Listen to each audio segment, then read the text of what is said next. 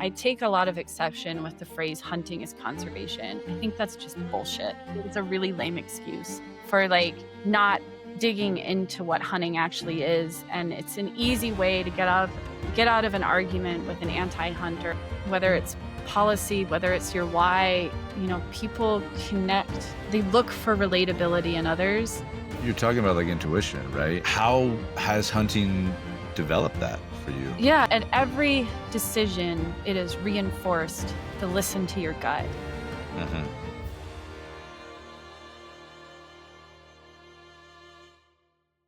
Just give me 30 seconds of your time. First off, a huge thank you for listening, because you tuning into the show week after week means the world to me. And it's proof that this dream that started way back when I was just a boy in Possum Hollow is bigger than I ever could have imagined. And secondly, we're just getting started. So if you enjoy what we do here, please join the 20% of listeners that listen to this show regularly and follow us on this app. So here's the promise I'm going to make to you. I'm going to do everything I can to make this show as good as it possibly can, even better, now and into the future. I'm going to deliver the guests that you want to listen to. I'm going to continue telling stories and compilations about hunting, fishing, rivers, mountains, and all of the other things that you enjoy about this show. Listen, from the bottom of my heart, I thank you for listening to this show, because without you, none of the things that we're doing at Walker School of the Wild would be possible. Jess Johnson, welcome to the Wild Lab. It's a pleasure to have you here. I brought you on today to talk about your work with Artemis, to talk about what it means to be a woman hunter in a largely male-dominated field. And it's really, truly a pleasure to have you here today. Especially, given the seasons, the fall season, end of the hunting season, wrapping up. I want to hear about how your hunting season went. I want to hear about your successes and your failures and all those things as well. So Jess, welcome to the Wild Lab. Oh, I'm so honored to be here and excited to chat with you today. Thank you. So talk to me. You were just telling me before we jumped on, right? You grew up, your parents were land managers in Montana, and it sounds like you bounced around a little bit from Montana to Northern California and then Wyoming. Talk to me about that upbringing. Talk to me about how that upbringing, being close to the land, how did it develop your sense of the land, your sense of belonging, your responsibility to nature, even before you started hunting and even before you started getting active in the industries in which you're active? Yeah, I was very, very lucky as a kid to have sort of, what does my friend say, won the birth canal lottery with the parents that I had. And the jobs that they had. They were ranch managers. So we moved around to these big places, and dad would come on to these ranches, and sometimes they had been in transition from sale. Sometimes he was just coming in to sort of help bring each of these large ranches back to an ecological balance. So I guess, that question is always a hard one for me to answer, because I don't really think I've ever known anything else other than sort of the sentiment of take care of the land and the land will take care of you. And so much so that I didn't even realize it was a possibility to have a job and that kind of thing. I was kind of like, oh yeah, this is just how the world is. And then you pick a career and go do it. But I grew up, born in Montana, raised in Montana, Wyoming, Northern California, and then actually back to Wyoming. And I feel like it gave me a really great scope of, sort of different places, very different politics, and sort of an idea of just how, precious a lot of these big open landscapes were, because I went to college. I had this huge wake up call where I was like, oh my God, I actually hate living in a city, and I don't want to be in a town, or I don't want to live in town. I don't want neighbors. I want somewhere. It takes leaving a place to realize sort of how lucky we are when we're in the rural big spots, because I think as a kid, you kind of are just frustrated. Of course. Yeah. Yeah. Kid that had a bit of a tantrum because I didn't have a bike and I didn't know how to ride a I Yeah. had a horse. I was mad Right. about that. Yeah. But all of that has sort of you realize just how precious those things are, especially as an adult when you realize how rare it is to live the life that I got to live growing up. Mhm. And I went my whole thing was I wanted to be a dancer, I wanted to be a ballerina, I went to school Really? for that. Um, Where did you go to college? so I did not finish college actually, Okay. but I went down to Santa Barbara and Chico State in California Okay. and had an injury that sort of prevented as hard of dancing as I wanted to and kind of didn't really know what else I wanted to do, uh, and kind of came back to the world of conservation and the land that way because, and it was a blessing in disguise. I think I was really lost for a long time not knowing what I wanted, but also, I don't know that I would have been happy had I gotten what I wanted at that point. Mhm. Well, I think that's I think we all have to learn that lesson, Jess, sometimes the hard way. I maybe for me, the only way I can learn that lesson is the hard way. I think So that might be as yeah, I don't know. I kind of envy people that seem to learn that they grow up and they seem to like, oh no, this is exactly what I want and this is what I'm doing, and it just falls into place. But that hasn't been my story either. So no. yeah, well, I mean, Santa Barbara is a world apart of from Lander, and even a world apart from Mount Shasta in Northern California. They're entirely different places. But now, I mean, yeah, well, we're talking about before you jumped on, right? And we can, you're now a hunter. We can call you a adult onset hunter or adult emergent hunter, whatever term you want to use. And you're like, how long have you been hunting since? When did you start? So, I'm probably 14 years ago, I picked Okay. up a bow, and it was I had left California. My parents had been back in Wyoming for a couple of years at this point, and I'd left California, because I was at, like, t 21, Mm-hmm. 22, I think, and had this kind of wake-up call of, like, I was wasting time in college not knowing what I wanted to do, so I was wasting time and money and needed a reset and left, came to Lander. My parents were managing a ranch sort of up on the northeast entrance of Yellowstone, Mm, but they had bought a house in Lander because they actually had met and married here way prior to me being a twinkle in their eye, but I had grown up with stories of Lander, Wyoming, and came back and, just had odd jobs to make ends meet, ended up taking an EMT course and working as an EMT for a while. mm-hmm. Um, ran a jewelry store, ran a Western store, waitress, barista, like you just kind of put your world together as a young adult and make the ends meet, Right.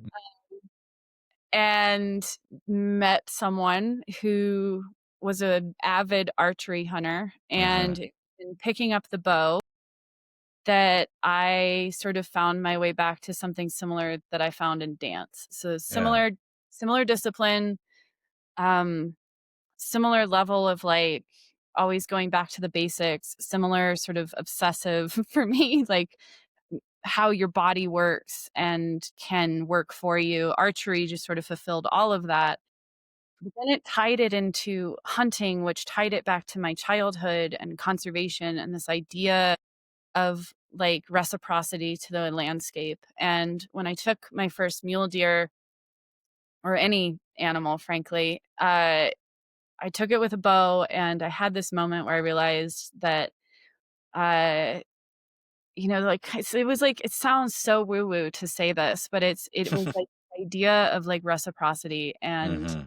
that had I taken something, I need to make sure I give that back, and part of that was being able to speak on hunting and to talk about what it means to take a life or a life off the landscape, and then what it means to do the work to make sure that sort of this whole circle can continue. Um, so for me, that was looked a lot like working in policy, which is funny. Mm-hmm. Uh-huh.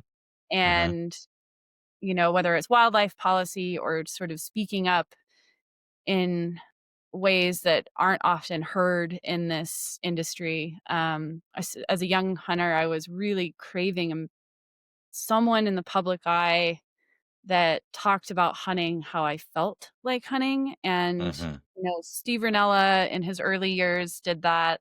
Uh-huh. and Randy Newberg still does that, but none Uh-huh. of them were women, and I wasn't Right. seeing women doing that, and that kind of has informed most of my career is this, um, maybe stubbornness of me that's like, "Well, damn it, if I don't see it, I'm gonna make it." Yeah, there you go. Yeah, I like that. Yeah. But yeah, it it's easy to recount it now, but I can tell you through most of it, it felt like I was pretty lost and just every step of the way, I'd find a new thing that fit and go, "Right, okay, I'm gonna put this in my basket now and carry this along, and okay, I'm gonna carry this." It's easy to look back and see how my childhood and my dance and theater and everything fed into where I am now, but it did not feel like that in the process. No, I feel you. Yeah, it tends to make sense in the rearview mirror often.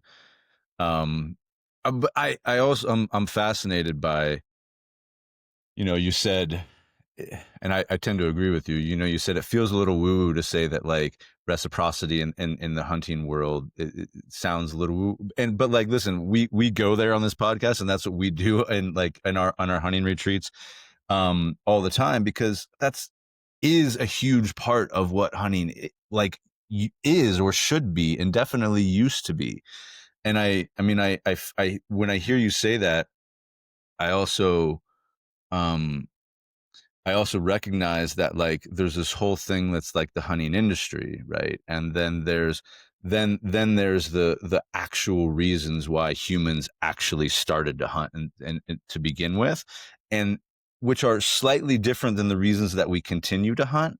But it it sounds like for you, and was very similar for me, right? Is that it feeds a part of my soul as a human animal in an ecosystem, right? In a thriving, healthy ecosystem, and helps me be feel and become a part of that ecosystem, and then also give back to it in ways.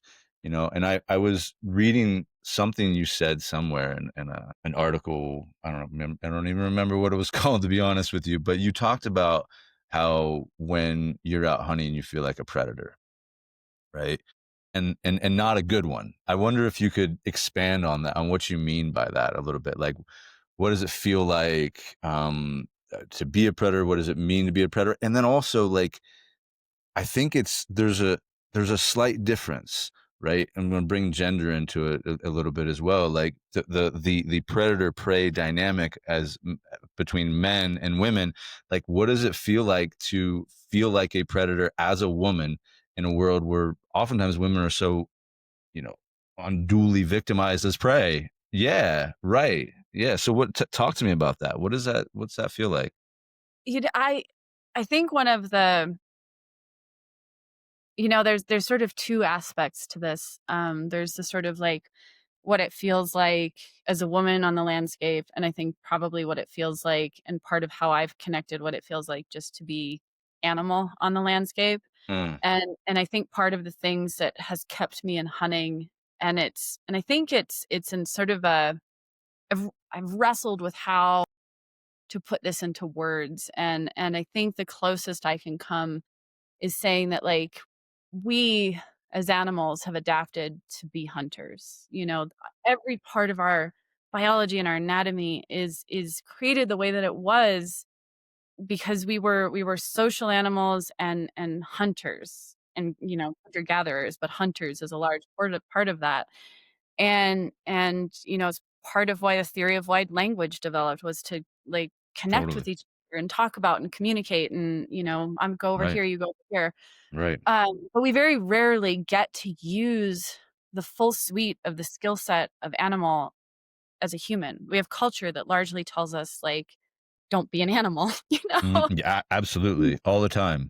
And I think, like, you can tie back whether it's anxiety or mental health or all of these things into our being told by culture to stop being animal, and yet we are animals. Uh-huh. And when you hunt, it's one of those few times where you get to go out and you get to lean into every piece of what you were built to do. And I think Uh-huh. it's why people experience, like, your mind clearing and being able to, like, focus on something because all of your senses are taken up by what this pursuit is, and it's why you connect in a way with prey, and it's why, there's it's that unspoken, like, "Why do I keep coming back to this?" It is more about than just food. It's not just conservation. It's not about, ego or anything like that. All of Mm, those have a say in that, but there is something sort of hard to grasp onto for me about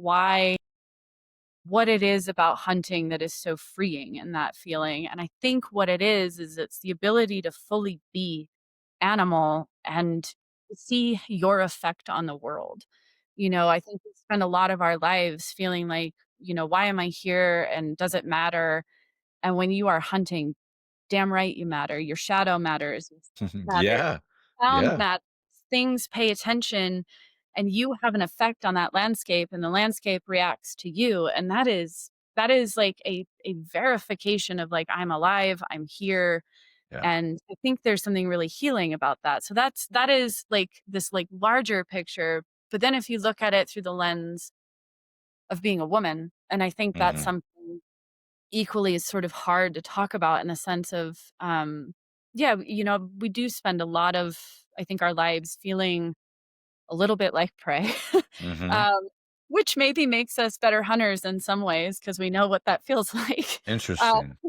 but also, I think there's something incredibly, when I shot my first animal and I walked up onto it, and part of the feeling that I had that I did not expect was this incredible empowerment and independence. And it was a feeling all of a sudden of like, I will survive no matter what happens in the world. I can Mm, feed myself or I could feed my loved ones. Like it was this like really incredible, like confidence boost that has carried with me through most of what I do now. And mm, it's this kind of thing of like, you know, if all goes to shit, I'm still gonna be able to put food on the table, and for some reason, that's really, like, wonderful. mhm, And that's a feeling of plenty and a feeling of achievement, but also, like, a really wonderful feeling of, like, I'm going to be okay no matter what happens. And that gives a certain amount of confidence that I hadn't had prior to that. mhm. Not even in dance?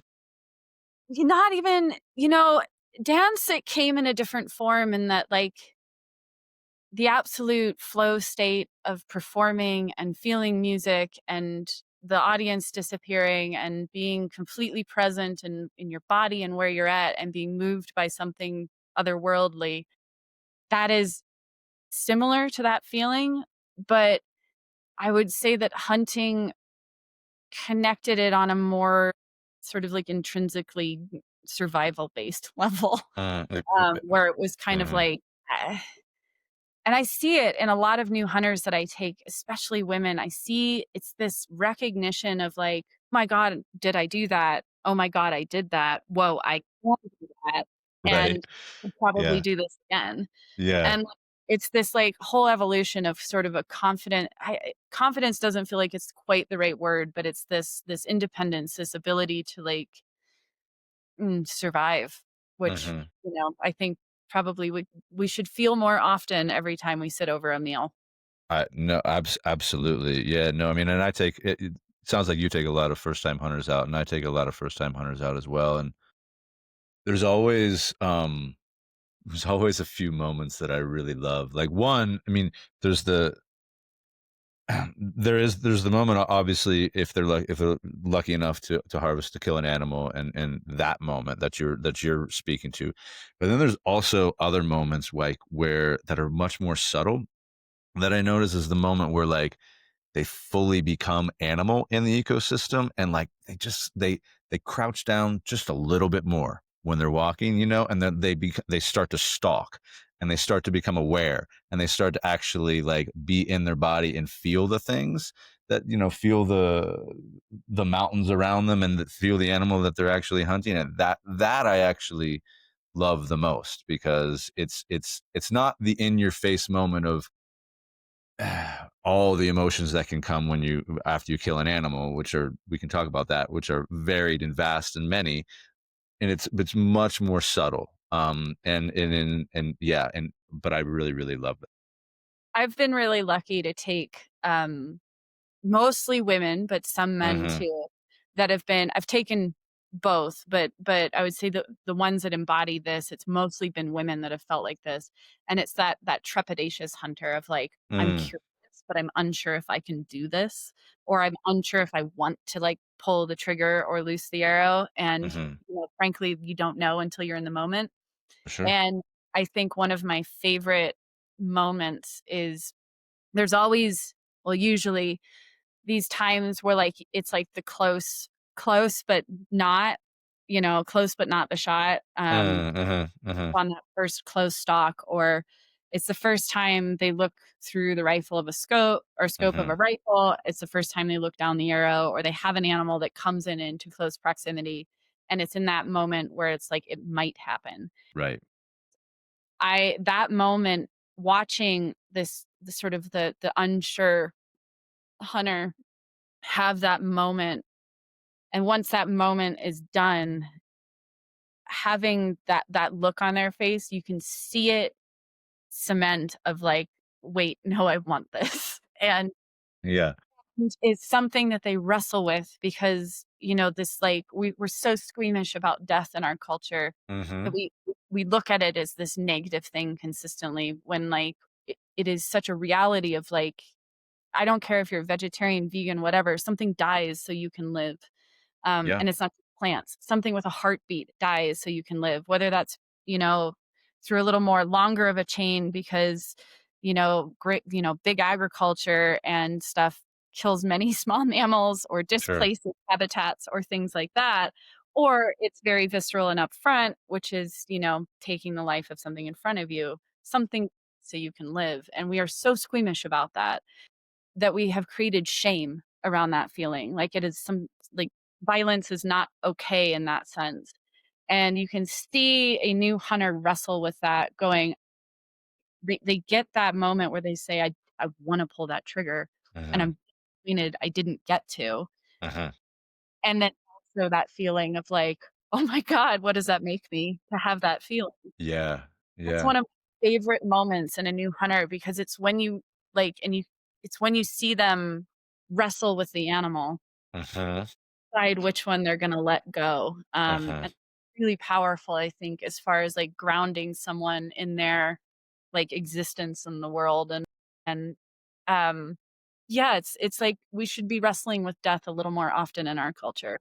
I couldn't agree more. No, I mean, I say this all the time, and when I hear you say wrestling with the animal, like, at least from my perspective, what I'm hearing is wrestling with the animal that you're hunting, but also wrestling with this animal within you, right? Like, this one is more to the point, which they may not have confronted, Ever, yeah, easily. in very real ways. Yeah, absolutely, and I you're right, that's not I when you were thinking about that, I actually thought back to, and I've been hunting, off and on most of my life, but, like, I mean, I even had a moment this year when I was stalking this bear, big, huge, beautiful bear that I stalked in from 300 yards and got to 40 yards, and then he got behind a tree, and I couldn't take the shot. I couldn't let the arrow fly because it just wasn't the right shot to take at that moment. And then he slipped away and he was gone and gone forever. But I when you were talking about that moment, of wrestling with that animal within, of should I take the shot? Is this the right shot? Like, even as someone who's been doing it for a while, like, I still went through those moments with with that bear, you know what I Yeah. mean? And it's just still a very real, I mean, it's a human emotion, but it's also very animal in the sense, right? Yeah, Yeah. I wonder, and you can get into this, like, the things that don't work out, the hunts that they work out, but you don't end in a harvest, and it's this, like, sometimes when it's right, and, Mhm. like, sometimes when it's not, and you will just know in the moment if you're sort of tuned in to yourself and that feeling. I had a really, like, a hunting season that required a lot of effort for it to, like, even a harvest this year, Yeah. and, my deer hunt was, like, pretty fraught with, like, sort of bad behavior of hunters on the landscape and, had a lot of challenging aspects to it, and on the last day, like, closing day, I had a, like, one-horned, one-antlered mule deer, Mm. and in my area, it's a 4-point antler point restriction, so it has to have 4 points or better on one Oh, side, okay.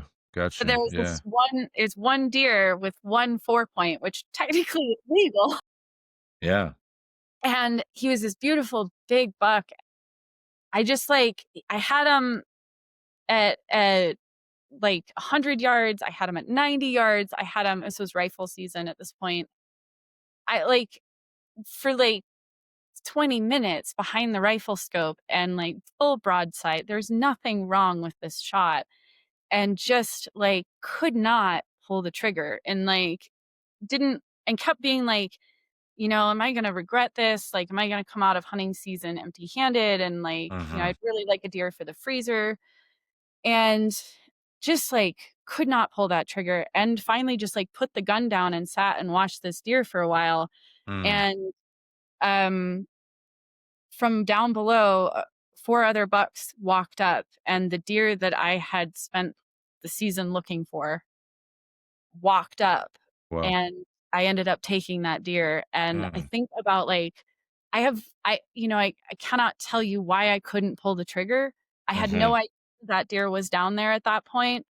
It just wasn't right, and then when that Right. deer walked up, I ended up at 90 yards, a broadside shot, 1 shot down, like, everything that you would ever ask for in as far as, like, a clean, good, Mhm. fast death for something, Mhm. and, I cannot tell you why I didn't shoot the 4 point in front of me. Like, Right. but Yeah, it's yeah. that thing of, like, Yeah. listening when it's not all and that 4 point, the one that had been in front of me that I didn't shoot was, like, a large, beautiful, like, as big, if not bigger than the deer I ended up taking, but he wasn't Sure. my deer, and, Yeah. Yeah. mm, I can't tell you why I felt that, but I did, and I'm glad I waited. Yeah. Yeah. Well, I mean, I think you're talking about, like, intuition, right? And then you're talking about, like, well, how has hunting developed that for you? How has it developed yeah, that sense of intuition? Because to me, what I hear you say, that's what I'm hearing you say. Yeah, it is at every decision, it is reinforced to listen to your gut, Mhm. um, and which, I think is listen to the animal in you, like, kind of thing. Mhm. Uh, but when I'm talking with new hunters prior to having gone out hunting, I will always tell them, "You will know when to shoot, and it is far better to regret not shooting than it is to regret shooting." Yeah. There Totally. is when Totally. we hindsight, so you will know when it's right, and there's a moment for me where I have this little voice in my head that's basically like everything's lined up and the voice goes, "I guess it's now." Like, Mhm. "Oh, okay, I guess it's now," and if I don't hear that, I don't shoot, and that can be with a bow or with a rifle or anything, and the intuition part of, like, I think being a bow hunter primarily, I spent 10 years hunting only with a bow Mm. or ever picking up a rifle. So I would say a much newer rifle hunter than I am, archery is my comfort zone and where Mm. it's the kind of hunt I like and it's close quarters and it Mhm. requires knowing the animal extremely well. And I think in that process of learning that, it was like trusting the intuition. And learning from the mistakes of, like, not paying attention to the wind or, whatever thing Mhm. get you, that builds your intuition. But it has turned to, like, real life application or not real life application, but cultural life Mhm. application where that same intuition speaks up now much louder for me, um, in social scenarios or Mm. Mhm. like, being able to read if a person I'm a lobbyist, essentially, Right. uh, for a large portion of the year, and being able to read if a person's comfort in a conversation about a piece of policy, or see someone get tense because they disagree with something, but they don't wanna, like, Mm, change it, or mhm, that intuition serves much deeper in sort of the cultural world too, but it's been honed in the animal world by starting to, like, trust, how close you can get to a deer when they're looking at you, when you can move and when mhm, you can't, and how body language affects mhm, if they run or if they stay, which is again goes to, like, without language, all of the other senses are heightened, which is where I think when we say we're a bad predator, we rely so much on language for communications. Animals mhm, don't.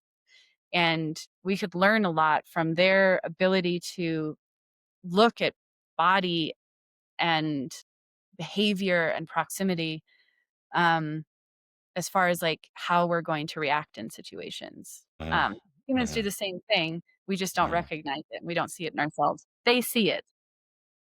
Yeah, no, totally. I mean, and we can pull on the thread of like what is language, and absolutely, the body language is one as well. But there's two things that I want to go back to because I think they're very very important, very interesting. And one of them is you said that because women spend a lot of their lives being feeling like they're prey, you can be better hunters.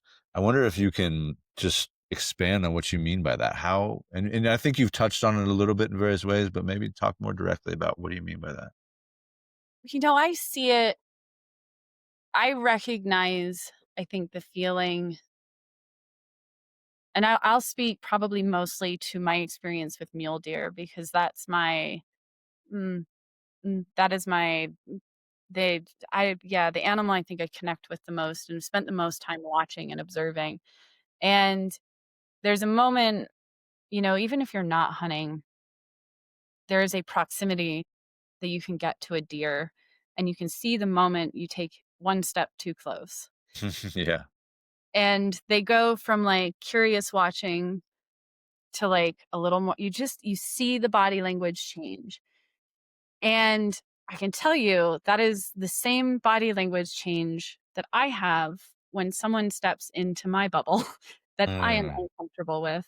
mhm, Um, and usually, it can be women and men, but I will say I notice it most with big, like, hulking bodied men because mhm, I'm a small person, and mhm, it's that moment when you kind of go like, "Whoa," too close. mm, And it's that I feel it in my body as sort of like a little bit of a, like, lifting, tense, and, like, just a touch back, and I mhm, see it in a deer in the same way when they go, "Ooh, they're looking too close at me now. They've stopped moving," like, they're not just out for a walk with the dogs, now they're paying attention to me, and that mm, decision is a decision I need to pay attention to because it might dictate the outcome of my life. mhm, Um, that that is a response, that I recognize, and I think there's a moment, as the human in that reaction with the animal, if you take a step back and you just stay still and they let them look and realize that you're not charging them, you're not doing anything, they then relax again. And you can mhm, start challenging that bubble a little bit where you can, like, even if you're in full view, sometimes you can get into bow range by just respecting that response mhm, and, like, letting it soften, and then mm, push it a little bit, and then letting it soften and push it a little bit. Now, that's, like, if the wind is in the right way or things like that. Obviously, that doesn't always work. Sometimes the wind blows right up their nose and they go, "Oop, nope, I'm gone." But, right. like, there's that moment, and I recognize that in myself because, like, you can have those moments where you're like, "Whoa, that's like a really big dude in a bar, and he's like, Mm, what?" And then you, like, get into a conversation and realize that they're really wonderful and really, like, mhm, or some, mhm, like, it's that immediate fear response that then can soften when there is no challenge. mm, That mhm, that is a prey response because mhm, that's yours going like, "Is it worth burning the calories to, like, freak out and run away from this? mhm, Or is it okay to, like, stop and observe and wait and see if I'm gonna get eaten or not. And, like, I think that is a very it's a human response, an animal response, it's a prey response, but I feel like women feel that more often probably. Mhm. Mhm. And I pay attention to that now because, we've all well, not all women can say this, but I feel like most women can say we've all felt a little stalked sometimes. Mhm. You know when it's happening.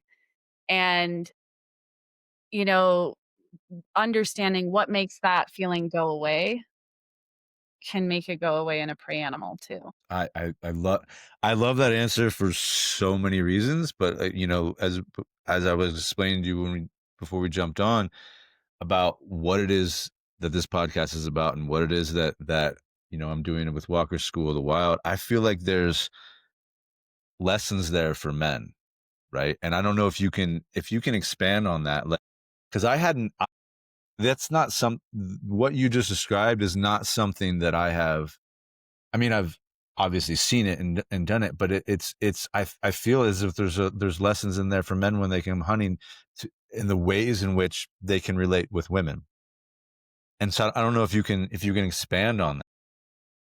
I you know, this is sort of the first time I've really ever put words to this. Like, I'm trying to, like, I think, connect the dots on the fly right now, Yeah, that's but fine. it's something I've never been asked that question, so this is also my first time kind of thinking about how that connects. I think, you know, animals are how would you say it? Without anthropomorphizing, animals going to be different. You're gonna have deer or bears or anything that are bolder, and you're going to have ones that are far more, shy. You're gonna have deer that have confidence, you're gonna have deer that don't. You're gonna have an aggressive deer, it just like people, and I think if you can apply the lessons that you learn or hopefully learn with people in the sense of, like, you don't just approach anybody always the same way. You just feel out the situation. Animals are the exact same in this sense. You can get away there'll be some deer that you can get away with a lot, Mhm. and some that are you just you sneeze and 12 miles away and they run to the next county, you know? And it depends. It doesn't always mean, like, it's the older wizened deer. It's just kind of like some are different. And Mhm. people are the same way in that sense of, like, taking that moment to be like, "Okay, who am I," for lack of a better way to put it, stalking? Who am I s who am I approaching? Who am I coming up to, whether it's four-legged or two? Mhm. What are the cues that they are giving me that, like, is, like, reinforcing what I think I'm approaching? Mhm. And the ability to know the difference between false bravado and true aggressive behavior. Mm. Because you'll get the deer that'll, 2 steps forward and stamp at you, Right, right, right. Yeah. but she's looking at you, in she does it in a way where she's not squared up to you stamping at you. She's a little Mhm. cornered, her shoulders are sort of looking at you, and she is in that position that the minute you stamp back, she's in the next country, Yeah. you know? Where then there is the deer that squares up, shoulders on, stamps at you, snorts, and looks you dead in the eye, and you're just Yeah. okay. Yeah. Look, Right. that is mama who is pissed and there's a fawn somewhere. Yeah, yeah, Or yeah. you get the bear that does something like that. There's the aggressive defensive and then there's the, like, you're being hunted bear. Mhm. And Mhm. and that's the difference between false bravado and true aggression is, like, one is a show and it falters under pressure. So, like, you get the bear that charges you Mhm. and then goes, "Shit, I'm outta here." Like, Right. Yeah, yeah, now yeah. it's stopped and hopefully I've scared the shit out of him and I'm going the other direction. Or you get the bear that has a completely different mindset and is looking at you going, I could probably eat that," Mhm. Like, it's a Mhm. very different thought, and people, I think, have the same responses, and knowing the difference between the 2 is the difference between, like, not just listening to the words out of someone's mouth, but what their body is reinforcing about what they're Right. saying. Yeah. Yeah, I mean, and for me, when I'm hearing you say that, like a lot of the guys, I'm hearing you say like reading a nervous system, to reading whatever you are in relationship with, whether it's a deer, a bear, a woman, whatever you are in relationship with at that particular time, to understand like what that creature, entities, being humans, nervous system is telling you about the way you are interacting with it, right? And I the way you described that, I really love, because I had, like I said, I hadn't ever put those two pieces together in my mind. And so many of the guys that come to hunt with us are wanting to be in relationship with women, wanting to be in better, more right relationship with women, and but don't necessarily know how to do it, right? And maybe maybe don't know how to read a nervous system correctly, maybe come on too strong, maybe do, act in, and I wouldn't use the word stalk, because but like maybe do I know, stalk, wrong right? wrong choice of words, but Right. yes. Yeah, yeah, yeah. Yeah. But maybe they do, right? And that's not appropriate. And so I yeah, I really appreciate that answer, because I think and next year, during our workshops, I'll pay more attention to that, and I will probably, use some lessons from that, um to take to other men. So I appreciate that. Thank you. I think it's why the horse relationship also again, like horse girl, Uh-huh. Yeah, the horse relationship is one that teaches you how to read a nervous system really well because totally. horses people always say they're the mirror. Mhm. Like, if I walk out into my pasture and I've had a bad day, I'm, like, grumpy about things, like, I've got a bunch of stuff in my head and I'm just kinda, like, muttering and walking out into the, like, pasture, like, my horse will take one look at me and be like, no, come back with a different attitude. You're not catching me today." Right. Like, Yeah. I don't deal with this. Exactly. Yeah. And it's a real wake-up call to go, "Whoa, leave that at the door, be present." I don't need to bring this shit into his world, and Mhm. he very specifically put that boundary out, so I don't. Mhm. Yeah. Um, and I think that's, like, similar with, like, how much you watch wildlife, to be a good hunter, just get behind glass, put yourself in places to watch them be in their world as they are, and you will learn how you can fit into that world in a way that doesn't send them running. Yeah. Yeah. And that is that whether it's a horse relationship, a human relationship, or anything else, it is pay attention to the world you're walking into and be a part of it in a way Mhm. that fits it, that doesn't you know, dust your scent all over the basin and send things into the next country. Yeah. Yeah, no, totally. And horses are what taught me how to do that to begin with. I grew I up think I grew up with probably horses and trained horses professionally for 15 years, and I mean that was my whole life for a very long time. And so you're speaking my language when you're talking horses, and you're talking body language and listening and attunement, and yeah, they are what taught me. Actually, they taught me about other creatures' nervous systems, but they taught me about my own, I think, more than anything, really, yeah. you know? I the first time out hunting elk and watching an elk herd sort of milling out, and we weren't even actually hunting at that point, we were just scouting, and I was sitting up, like, on a ridge line looking down at this basin, and there was, like, 100 elk, and they were Mm, all just sort of milling around, but I was, like, horse girl looking down and going, "Oh, like, that's the lead that's the lead right there. That elk right there is calling the shots on where they go and how they behave."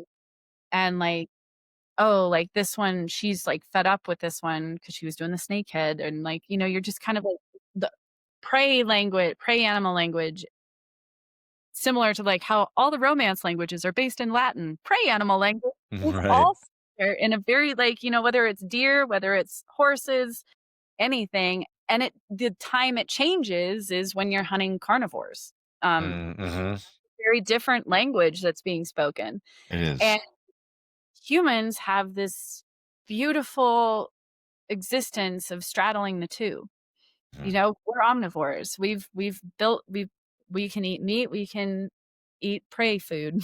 Mhm. And so we're in this, like, incredible blessing to be to understand both, but the craft of it is to know which one you're looking at. Yeah. Yeah, no, that's a very good point, and we like, personally for me, I mean, I do some deer hunting, but, like, bear hunting is my thing. That's what I love to do, and that's, the and it is very different. I mean, it is very different hunting. I mean, hunting mule deer or whitetail is also very different, but, hunting a deer, hunting an ungulate is very different than hunting Hunting a a bear. than hunting a bear. That's an entirely different experience, yeah. I mean, and in some ways, they're a lot closer to humans, and they, and because they are omnivores as well, and so they're, yeah, the ways in which they respond to us are not they're not identical, obviously, but they're more similar to ways that we would respond to each other, you know. I think it's So, why we wrestle with carnivore. Most carnivores are like omnivores, or at least like the bears. hmm And I think it's why people wrestle so much with, like, understanding bear hunting. hmm It's I you know, we anthropomorphize things. We see ourselves in others, sure, and it's much easier to see yourself in the eyes of a bear than it is to see yourself in the eyes of a deer. absolutely, And I yeah, think, when we work in policy, a large portion of my job is working in wolf and grizzly bear territory, I which bet, just yeah, brings out, for the people that don't touch nature as often as they should, hmm they don't understand, um, how I think a large portion of rural America approaches carnivores. yeah. And that's fair because also a large portion of rural America approaches carnivores in incredibly toxic ways. Uh, 100%, 100%, yeah. there's this balance, but I think, you're speaking to, like, the bear being so much more similar, and I think that's also why, you know, bear policy and wolf policy has so much more emotion in it than Mhm. deer or elk or moose policy. Yeah. Well, and they're also, huge charismatic megafauna, you know what I mean? And so that and they're cute when bears are adorable, wolves are adorable, and I mean that plays a role into it as well. And the puppies and the cubs, they look, they have these eyes that make us think of our babies, and so that's a part of it as well, the emotionality and the wolf thing. I don't want to get into this on this podcast, but because that's a whole other thing. But yeah, there's a ton of controversy around that, especially now here. Like we have wolves reintroducing themselves into my part of California, in my backyard where they weren't there 2 years ago. They're here now, In a or maybe world maybe they weren't, but I never saw them, but I do now. Yeah, in a world that hasn't had a carnivore, a specific carnivore, we're lucky in that, it's only skipped a generation or 2 hmm since many of the places in our country have, like, lost a large carnivore or regained it. I do a lot of work in Scotland, and Mm, it's really amazing the sentiment and the different sentiments and the stories and sort of culturalization around carnivores there, because the largest carnivore in Scotland is a red fox. But mm, Scotland 1,100 years ago had bears. right, 500 years ago, they had wolves. right. But that's, like, 500 years ago. You look at, like, Wyoming went without bears and without bears. We always had bears, but without a large amount of bears. We went 50 years. Mm, That's it. And we lost all knowledge on how to live on the landscape with a large carnivore, right. or how to, like, be in a place with them. Now it's this challenge when they come into different, like, habitats, because now it's a battle over habitat rather than a coexistence, and you hmm have to have tools, there has to be, Yeah. like, balance and all of that. Hunting is a tool for some of that. Uh, hmm but it's this, like, it took one generation for us to lose all knowledge around that. Whereas, like, hmm you imagine, like, a world that hasn't had wolves or bears for 500 to 1,100 years, and what that looks like when a carnivore is talked about coming back in, it's an entirely different, like, set of, like, problems that comes with that. Yeah. Well, now I'm curious now because, like, I have been thinking, I'm largely a North American man, right? But I have actually been thinking quite a bit about Scotland and Great Britain and the reintroduction of carnivores or possible. What's the work that you're doing in Scotland? Can you tell me a little bit about that? So I got very lucky in 2021 to spend 10 days in Budapest, Hungary, actually at a Uh-huh. large conference for sort of international conservation work. And I gave a talk on the American wolf and politics in America around the wolf and the reintroduction. Uh-huh. Understanding that Wyoming and Idaho have been just ground zero for a lot of the Sure. controversy and the West that Yeah. comes with it. And sort of gave a talk on lessons learned. And uh, a gal directly after me gave a talk on red deer in Scotland Mm. and the controversy with management of red deer in Scotland in a world with no carnivores. Um, you could have switched our talks, and I could have given the red deer talk and just put the wolf in there, and she could have Right. given the wolf talk and put the deer in there, and it would have been the same talk. And we ended up sort of striking up a conversation and, we'd been told the person that both got us to that conference had been like, "You have to meet Lindsay. You guys are both deer nerds. You guys will love each Uh, other." Like, uh, and so I met, Dr. Sievert, Lindsay Sievert, uh, there, and basically she said, "Well, you should delay your flight by 6 days, come to like, in Scotland, and, we'll go stag stalking and keep talking about, like, management there." And so mm, Lindsay is a contractor. She's an ecologist. She's just an incredible brain on all things deer, all things ecology in Scotland, and he works with the states to put together deer management plans, that help. It's a very different landscape over there. If you own the land, you own the deer. So these right. large, like 90,000 acre estates, have to come up with a wildlife management plan, that fits the needs not only of them, but of this hopefully of the surrounding estates. Mhm. Because deer don't pay attention to boundary lines. Right. Um, and so she helps write these plans and brings these estates together. Sometimes it has very disparate, like one estate wants no deer, one estate wants all the deer. Like there has to be like a cohesiveness, and that's part of her work is to bring that.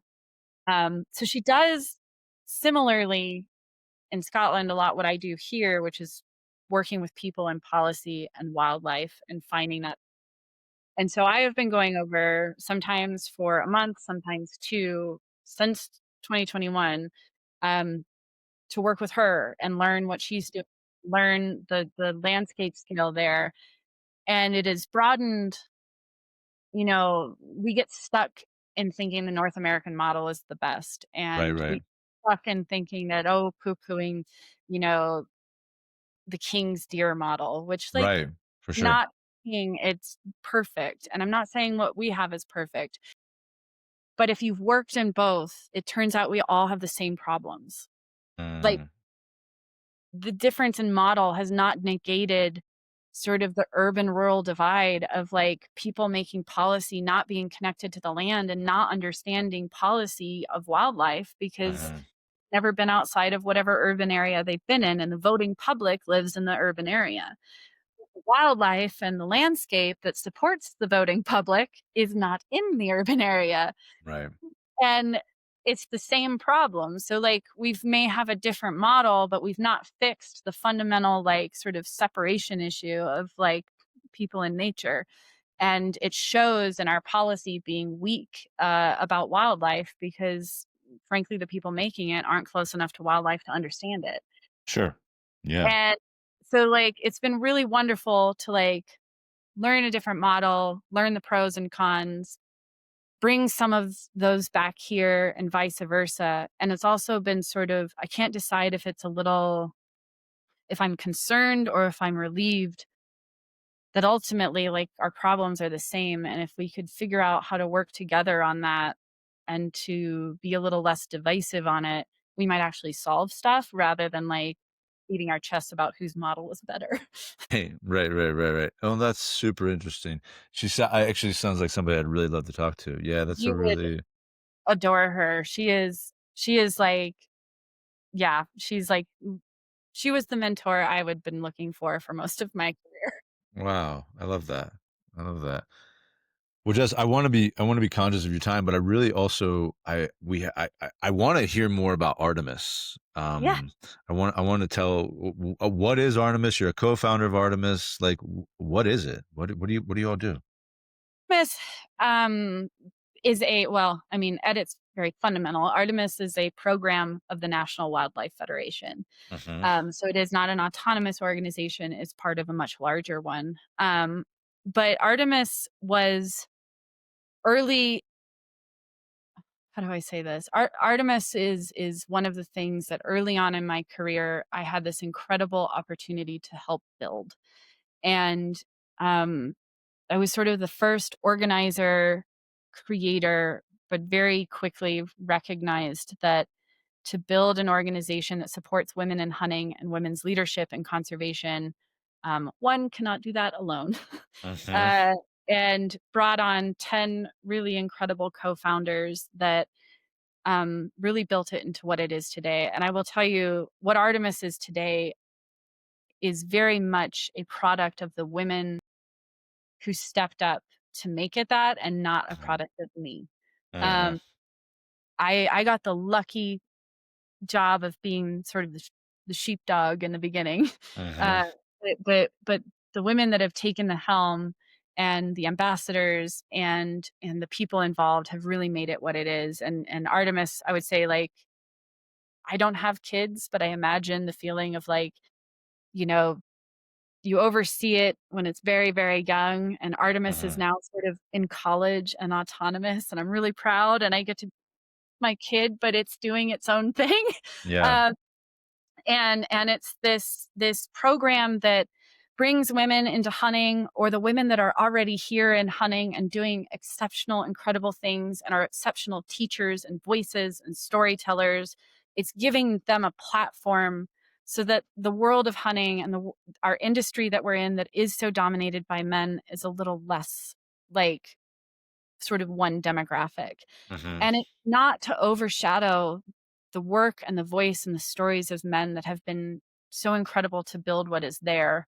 It is to add diversity to a statement because one voice usually only speaks to one person, but many voices can bring many others in. And hunting is one of the last tools we have to connect people with nature and people with wildlife and people with a world that is greatly suffering from disconnection. mhm, And the more voices in that will bring more diverse people in. And that is how we sort of save what hunting is and what being human is and that kind of thing is not by overshadowing the voice that's already there, but by adding to it and recognizing that stories will be different and that's okay. mhm, And one story might speak to one person more strongly than another, but isn't it good that we reach that person with those stories? mm. No, I love that, but what does it look like? What does Artemis look like? I mean, like, in the nuts and bolts of it. I know you take women, like, hunting, you have, like, group hunts and stuff. What does it look like? What do you do? It's run by this amazing woman, Anita Lucchese, who oh my god. So she's only been on, like, a year, and Artemis is already just, like, fundamentally changed in, like, such a wonderful, beautiful way. But it has a cohort of ambassadors, women in, I guess, 48 states. I have to look. I should have my numbers in front of me, but I Mm, don't. That all lead things from whether it's taking other women hunting, whether it's just like getting women together in the outdoors, whether uh, it's fishing too, just mhm, getting women outdoors, all the way to policy nights where it's like, hey, this thing is going on in Tennessee or Vermont or Florida and it's affecting us and affecting wildlife. You should pay attention. Here's sort of the nuts and bolts of what that policy is. And here's how you can be a part of like helping it or harming it or whatever sort of that mhm, like story needs to be. So it's not only the way that I've always talked about it is I've always kind of had a problem with R3. The hunting industry talks about right, R3 right, right. Yeah, yeah. as recruitment and reactivation of hunters. Mhm, So it's, are we bringing hunters in? Are we retaining them? And are we reactivating the ones that were here and left? And why have they left? I've always thought that that R was m there was an R missing, and it was the responsibility part of it. Sure, for sure. Like, you cannot just be creating more hunters or putting more hunters on the landscape without tying them to the responsibility of what it means to exist in the hunting world, to take a life, to give back. Where is that reciprocity? What does that Mhm, responsibility look like? Artemis and the Artemis ambassadors and the program of Artemis serves to tie that together.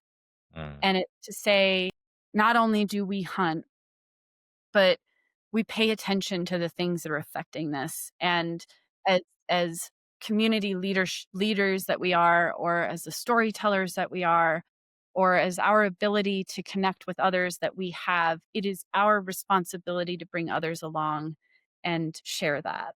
mhm, Whether it's in policy, whether it's bringing others into the outdoors, whether it's in service to community, whether it's in opening and defending doors that are historically pretty hard to open in the hunting community, all of that is tied into that sort of sentiment. And Artemis, that is where it has come from, and I would say it holds true to that and has gotten stronger with every woman that has taken the helm and done something incredible with it. And it's had 3 women, well, 4, I guess, including me, lead it from 2017 until now, and it is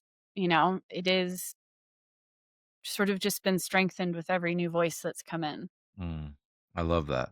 I love that. Yeah. No, and, the reciprocity, I'm totally with you, is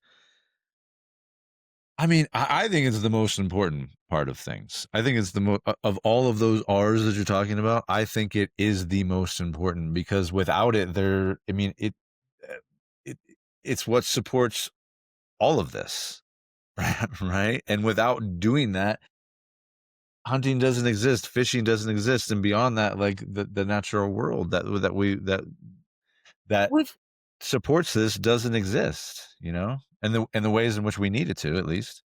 we've gotten quite lazy in the hunting industry, and I won't even say lazy, I'll say we've gotten incredibly privileged, Mm, um, and feeling like everything that we do is a right, yeah, and yeah, yeah. when you feel like it's your right, you feel like you deserve it, Mm, not you have to earn it.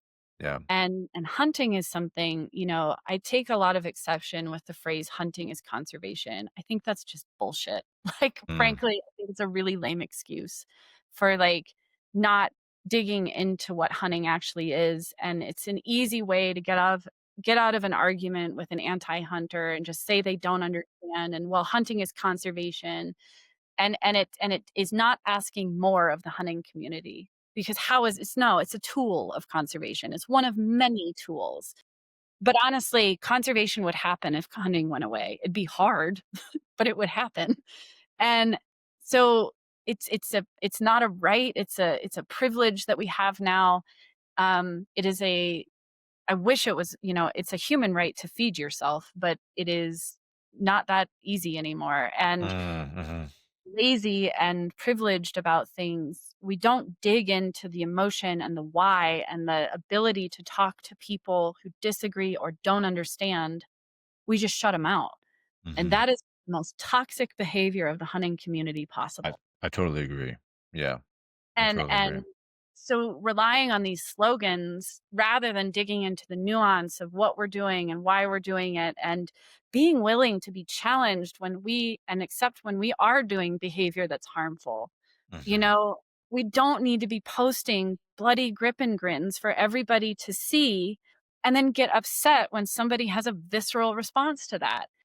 right. Now we can post that like grip and grin, but be willing to engage with the person that is uncomfortable and be willing to be like, "I'm sorry that bothered you. Let's talk." Like, Mhm, what bothered you about it? And what do you need to like, maybe I could have done something better. And the hunting community's inability to have some critique of their own behavior is like, I just don't hold with this, like, we have to band together to save hunting. Like, we do, but also we have to, like, self-police a little better, and we gotta be better at having some self-critique and some introspection, and anti-hunters have a fucking point when they talk about how we talk about hunting in a lot of the industry. It's grotesque. And Totally. we have to be able to be like, "Yeah, you're right. We can do better." Mhm. Because that opens the conversation rather than saying, "Fuck you, you're wrong." Like Yeah, like, yeah. that there's a conversation starter there, and we've Mhm, missed that opportunity at almost every turn of the page. Because when we are confronted with you know, when we are confronted with, like, being confronted, we tend to close the door and, like, put up the battle hatches rather than opening the door and saying, "Alright, let's talk." Like, mhm. yeah, we do need to talk more. I'm willing to listen, and I'm willing to take a little bit of a verbal beating for it. Mhm. I share that sentiment, strongly, actually. And yeah, I mean, 'cause like I said, I do a lot of bear hunting, and I think even a lot of bear hunters are very. I mean, we're guilty of saying, "Well, like I'm taking out this bear, so I'm saving a calf. I'm saving an elk calf. I'm saving a deer calf. I'm saving this." And like bear hunting is conservation. And I'm like, if that's the only reason that you are out there on the, and I truthfully, I know that it's not, but I think what you said is it's a lazy argument. It's a lazy rhetorical tool that we use just to say, well, no, we're actually saving the ecosystem and we're helping manage the ecosystem. And I think you're right. It is just but one of many tools to help do that. And yeah, but those arguments often incense me. And one of the things that attracted me to talking to you was the ways in which you actually portray hunting, like on your Instagram, and with a lot of emotionality, a lot of reverence, and yeah, you bring spirituality into it in a lot of ways, in your writing, especially in the things that I've read. And so I really appreciate that and I really respect that. And yeah, just continue doing that because it's for me, I've, I'm a writer and I think this podcast does a pretty good job of doing that. But on other platforms that I'm on, I'm still navigating my way through that and how to write about those things. And so I appreciate your voice in that because I think you're doing a really good job in that area. So I thank you. think it's very, reciprocal. It takes many voices to sort of add other perspectives, and the work that you do is pretty powerful, and what I'm hearing about with the retreats and what you're doing with sort of men in the hunting world, like, as a woman in the hunting world, that's one of the most hopeful things I've heard. Well, thank you. I appreciate it, Jess. Well, listen, I want to be respectful of your time. Yeah, I'm going to give you the last word, though. Is there anything you want to leave our listeners with? Anything, yeah, about you, about hunting, about whatever? Just give you the last message. I guess what I would say is don't be afraid to, like, get into the nuance of whether it's policy, whether it's your why. People connect, they look for relatability in others. And if all you're putting out is a billboard, it's one sentence and it's hard to relate to. So, like, whether it's a piece of policy, whether it is a story, whether it is someone who believes differently than you, find somewhere to relate and offer someone your story because that's where they will find their ability to relate. Yeah, I like that. Offer somebody your story because that's where they will find ability to relate. I love that, Jess. Thank you. So, if people want to find you, they want to connect with you, where can they find you? So I'm the government affairs director for the Wyoming Wildlife Federation. So if there's policy stuff, you can find me there. An email is Jessie Johnson at wyomingwildlife.org. My name is spelled Jessi, although I go by Jess. The email says Jessie. Um, so Jessie Johnson at wyomingwildlife.org, or you can find me on Instagram and pretty much everywhere else. Much everywhere. Well, thank you, Jess. It's been a pleasure. Yeah, I hope you enjoy your holidays. I hope guys get some snow up there so it's not so dry up in It's always Wyoming. Needs some moisture. Yeah. Well, listen, I appreciate it, and yeah, hope to stay connected and talk to you soon. sounds good. Thank you for this opportunity. You're welcome. If you felt yourself somewhere in this conversation today and want to get out into the wild, come join us. We got a lot of new things coming up in the new year. We have Primal hunts October 1st and 4th, and November 5th through the 8th. These are opportunities for you to deepen your work as a man, as a hunter, as a human, as an outdoorsman. They're group hunts for black bear in the Eastern Sierra of California, and we hunt deep into the wild. And you're going to be pushed to your limits. These are opportunities to learn not only how to hunt bear, how to track bear, but also how to woo the things that you want in your own life, where you're going to be surrounded by a group of brothers that will hold you in intention with the work that we will be doing over the course of those weekends. And I can promise you this: you will not come away from those weekends, from our primal hunts, unchanged. If you want more information about any of those, you can hit us up online at Step Into Your Wild or at any of the socials, right? We're also running our Backcountry Fly Fishing Academy July 9th through the 12th. This is where folks learn how to read a river, they learn how to cast a fly line, and you have an opportunity to catch a native Lahontan cutthroat trout in one of the most spectacular places on earth, and certainly in California. These are super fun trips for both men and women alike. So again, hit us up online, any of our socials, Step Into Your Wild. And then I have a few, and I mean very few spots open for 2026 individual bear hunts, individual hunting mentorships. So if you want to get out in the wild with me personally and you want to do some work hunting black bear in the wilds of the Eastern Sierra, hit me up online at Step Into Your Wild. And listen, before you do, know that these hunts aren't just for everybody. You will be pushed. They are difficult. And if you're not ready to push yourself to both your physical and sometimes emotional limits, then you're probably not ready for this trip. We also have a few farm to table events, or one farm to table event coming up in Ohio. This is a very different than our wilderness trips. You're going to have the opportunity to stay in on our family farm in Ohio on a restored cabin built in 1802, hunt some of the most prime whitetail country in North America, and you'll be served food by one of the finest chefs in the region. Spaces for this are very, very limited. So if you're interested in one of a kind field to table experience, you can apply through for one of our select spots on our website, www.stepintoyourwild. We're also going to be hosting a Boundary Waters canoe trip with my friend Bradley over at Nature Is Not Metal. More information about that coming soon. Listen, if you're ready for some real intimate work in the wild, hit us up. All the details are in the show notes. You can find us at www.stepintoyourwild.com or on all the socials at Step Into Your Wild. Until next time, stay curious, stay connected, and stay wild.